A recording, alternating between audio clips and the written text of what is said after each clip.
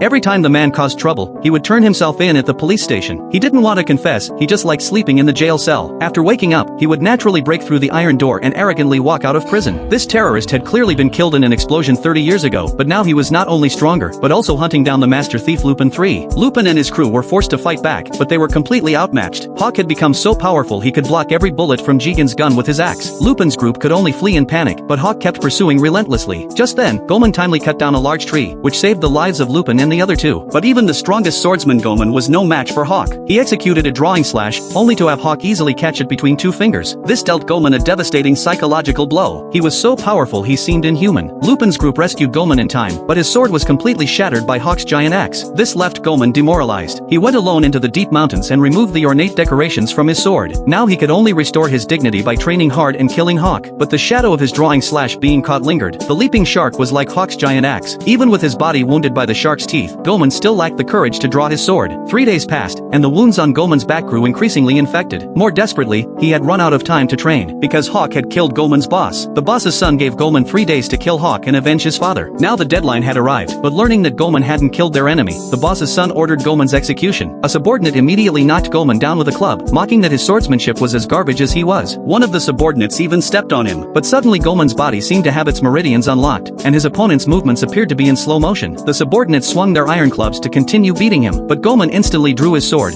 moving through the crowd like a bolt of lightning. Goemon cut his way through, leaving all enemies in his path crippled. But facing the boss's son's attack, he didn't dodge. This repaid his debt to the boss. He drew his sword and cut both the gun barrel and the man's hair. Meanwhile, Hawk was pursuing Lupin. The two hid in a broken temple, thinking they could fool Hawk, but suddenly a large rock crashed in, severely injuring them both and leaving them without strength to resist. At the critical moment, Goemon arrived just in time. Upon meeting, Goemon immediately executed his drawing slash without hesitation, but Hawk caught this blade again. Then Hawk forcefully struck, sending Goemon up to the roof. Hawk charged directly into the main hall, swinging his giant axe to chop down all the support pillars. Without support, the entire temple collapsed with a roar. Hawk charged at Goemon again. This time, Goemon's mind visualized his opponent's upcoming attack. He drew his sword and cut Hawk's giant axe in two. Then he reversed his blade, and while his opponent was swinging the axe, directly severed one of his arms. Now Hawk was completely no match for Goemon, and he could sense that if he continued fighting, he would certainly die.